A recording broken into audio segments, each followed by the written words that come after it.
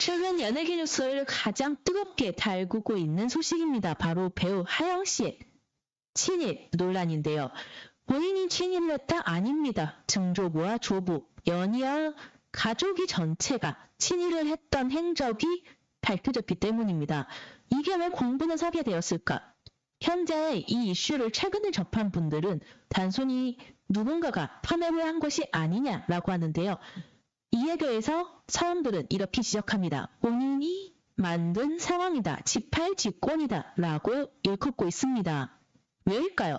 하원 씨는 그동안 방송을 하면서 증조부와 조부, 즉 본인의 집안에 대해서 4대째 의사 집안이다. 우리 할아버지, 우리 증조부 굉장히 대단한 사람들이었다라고 수차례 언급을 한 것입니다. 말 그대로 수차례. 정말 따지고 보면 수십 번의 그런 언급을 이어나갔었는데요. 그러나 하영 씨가 드디어 본인의 잘못을 인정했습니다. 정성 들인 자필 사과. 그런데 이런 자필 사과에도 오게티 지적받고 있습니다. 자, 먼저 자필 사과문부터 보시겠습니다. 이렇게 직접 하영 씨가 친필로 자필 사과문을 올렸는데요. 이 자필 사과문에도 또 하나 숨겨진 비밀이 있습니다. 바로 그 전 사과문에서는 소속사를 통해서 알아보고 있다. 사실인 것 같다. 라는 입장 표현만 했을 뿐입니다. 소속사 뒤에 숨어서 본인의 의견은 쏙 빼놓느냐 라는 네티즌들의 문매가 계속되고 있자 이렇게 진적 인정을 하고 자필 사과문을 올리게 된 것입니다. 그런데 이 자필 사과문, 이 내용도 문제가 된다고 하는데요. 같이 한번 전문을 살펴보시죠. 고개 숙여 사과드립니다. 역사적인 사건들을 무거운 마음으로 돌아보게 됐습니다. 증조부의 삶을 단편적으로만 알고 있었고 증조부에 대한 이야기를 가족의 자랑처럼 꺼내었습니다. 이번 계기로 자료를 찾아보던 과정에서 친일적 행정을 알게 됐고 가볍게 언급한 것을 반성합니다. 라면서 본인의 실수를 인정했습니다. 이어서 사실관계를 정확하게 알지 못한 과정에서 소속사를 통해 사실무근이라는 입장이 나가게 되었습니다. 라면서 먼저 살짝 발을 떼는 모습이 조금 아쉬운 느낌이었습니다. 하지만 바로 이어서 충분한 확인 없이 잘못된 입장이 전달되도록 한 점 또한 자신의 부족함이라고 생각한다며 사과를 올렸습니다. 역사를 외면하거나 가볍게 여길 이유가 될 수 없다. 후손으로서 직접 진심으로 사과드린다. 광복절을 앞둔 시기에 자신의 부족함으로 무리를 일으켜 송구스럽다. 앞으로 역사를 깊이 있게 공부해가며 독립유공자분들과 우리나라의 광복과 안녕에 힘써주신 모든 분들을 존경하는 마음으로 섬기는 데에 최선을 다하겠다. 말뿐이 아닌 행동으로 실천하겠다라면서 사과문을 마쳤습니다. 이 사과문 뭐가 문제일까요? 얼프선포이면은 본인의 잘못을 인정하고 앞으로 발전하겠다라는 말로서 큰 문제는 없어 보입니다. 하지만 어떠한 잘못인지를 굉장히 추각하며 얼버무렸다는 느낌을 벗을 수가 없습니다. 친일 행적을 알게 됐고 가볍게 언급한 거 반성합니다. 라고 이야기했습니다. 하지만 친일 행적도 아니고 친일 행동도 아니고 친일적 행적은 무엇일까요? 뭐뭐정, 사실적 뭐뭐정, 이 적이라는 단어를 붙였을 때 뚜렷하게 이거를 100% 확신하는 게 아니라 약간 한 발자국 뺀 것 같은 느낌이 들죠. 또한 어떠한 행적인지 자세하게 이야기를 하지 않았는데요. 앞에서 말했던 이 소목도 사건 무엇일까요? 소목도에서 어떠한 사건이 일어났길래 이런 비난을 받고 있는 걸까요? 하영의 증조부뿐만 아니라 조부는 고암로 카톨릭대 의과대학 교수로서 송옥도병원에서 근무한 이력이 있습니다. 자, 이 송옥도병원 일제강점기 때 한센인들을 강제로 격리하고서요. 인권 침해가 이어졌다는 기록이 남아 있습니다. 어떠한 인권 침해인지는 자세하게 제가 말씀드릴 수 없습니다. 너무나 끔찍한 사건이기 때문이죠. 하지만 최근 방송국 공무에서 송옥도에서 강제로 격리했던 한센인들이 어떠한 인간 이하의 취급을 받았는지, 강제로 어떠한 실험들이 자행되었는지 상세하게 보도되어서 많은 네티즌들의 분노와 슬픔을 느낄 수가 있었습니다. 자, 이러한 송옥도 이야기는 왜 빠졌나? 그리고 과거 자신의 증조부가 어떠한 실적 행위를 했는지에 대해서도 디테일하게 쓰지 않은 점이 많은 사람들의 공분을 사고 있습니다. 이러한 사과에서도 역시 싸늘한 여론밖에 없고 과연 차기작들이 정상적으로 방영할 수 있을까라는 의문도 이어지고 있습니다. 최근 하영이 출연한 넷플릭스 시리즈 이런 역 같은 사랑 인터뷰를 앞두고 있었는데요. 취소되었고요. 함께 출연한 배우 정예인마저 취소돼서 정예인 배우가 피해를 보는 거 아니냐라는 이야기도 있습니다. 또한 차기작으로 알려진 드라마 승산이 있습니다. 역시 부담을 안게 되었습니다. 지금 상당부분 촬영이 진행된 상태여가지고 입장을 정리하고 있다라는 관계자의 발언이 있었고요. 자, 과연 차기작들은 정상적으로 방영이 될 수 있을지 의문을 사고 있습니다. 이러한 하영 씨 때문에 네티즌들의 어떠한 얘기가 오가고 있는지 한번 살펴볼 건데요. 자, 최근에 안상호의 고종 독살설이 오해라면서 하영의 부친이 증거를 들이밀었습니다. 바로 자신이 보유한 서적 한국의아의 개척자 내용을 인용하면서 안상호와 의친왕의 관계에 대해 설명을 했는데요. 저자인 정구충은 직접 들은 이야기라며 고종 독살설에 대해서 언급을 했습니다. 자, 부부가 독약을 어떻게 했다는 이런 통문을 낳게 했다며 오해를 받게 된 상황에 대해서 나열이 되어 있는 해당 서적이었는데요. 자, 이 서적의 저자인 정구충은 과연 누구일까요? 정구충은 대놓고 보세요. 친일에 대한 행적이 나열되고 있는 가계도까지 있습니다. 자, 정구충 씨, 일본 오사카 의대를 졸업하고 조선 임정보 국단 평의원을 한 사람입니다.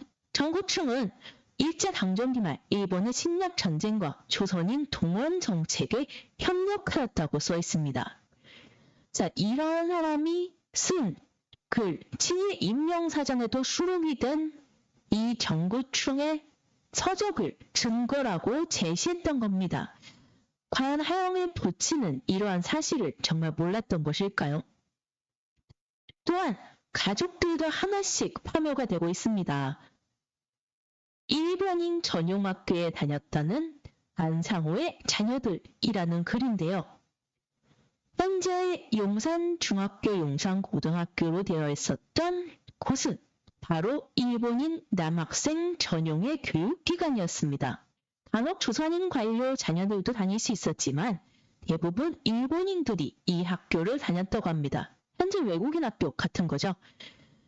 반부여는 경석공립중학교를 다녔는데 거기도 일본인 학교였던 곳. 조선인들은 보통 고등부토학교를 다녔다고 합니다. 과연 이게 사실일지 한번 살펴볼까요? 안보호 교수는 경성공립중학교를 다녔다라고 나와 있습니다. 이게 당시의 사진들인데요. 보시면은 학창시절 친구들과의 찍은 사진에서 이 옆에 당당히 일본어로 해당의 장면들을 묘사한 앨범을 찾아볼 수 있습니다.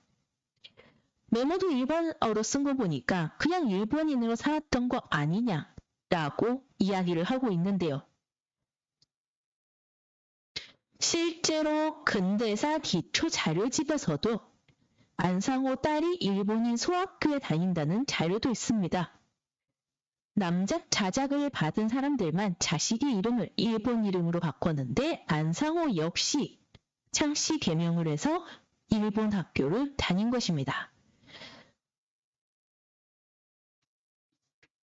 참 재밌는 거는 과거 창씨 개명을 강제로 했던 시기가 있습니다. 바로 1930년대에서 1940년대인데요. 일제가 조선어를 탄압하고 강제로 창씨 개명을 시키던 시기가 아닌 아무도 시키지 않았던 1910년대부터 벌써 가족끼리 일본인식으로 생활을 하고 일본어를 썼다고 합니다. 안상호가 죽을 당시에도 장남은 용산중학교에 재학 중이라고도 나왔습니다. 자, 왜 하필 이 사람들은 이렇게 용산에서 학교를 다니고 일본인으로 생활을 했을까요? 용산은 뼈아픈 역사를 갖고 있기도 합니다.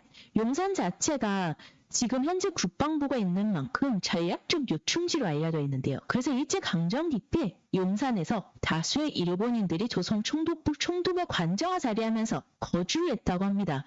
그래서 철도 교통 중심지로 거듭나서 용산역이 발전을 했고 지금 현재 용산에 철도고도 자리 잡고 있습니다. 그곳이 바로 철도 교통을 담당했던 일제시대 때 만들어졌던 건물들입니다. 그래서 일제한 피를 위해서 이주됐던 일본인들이 많이 살고 있던 곳인데요. 그래서인지 모르겠지만 일본인들이 한편 전쟁을 마치고 해산하면서 일본에 돌아가지 않고 한국에 거주했던 사람들은 모두 거진 용산에 살고 터를 잡았다고 합니다.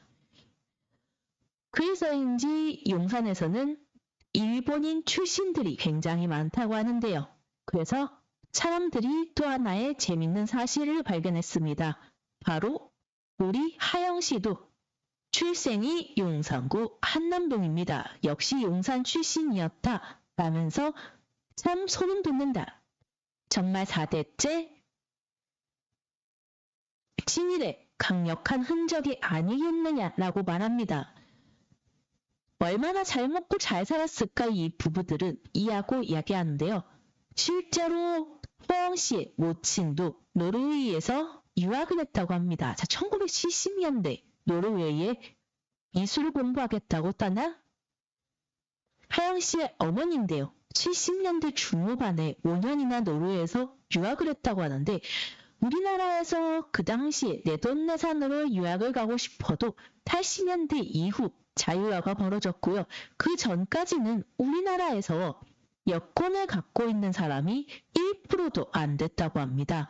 나라에서 국비제한 유학생은 평균 600명 정도였다고 하는데요.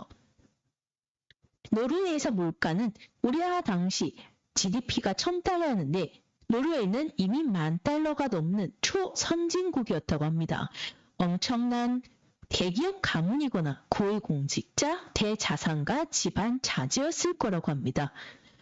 정말 하영 씨의 모친과 부친 모두 엄청난 집안의 자녀들이었다고 알 수 있죠.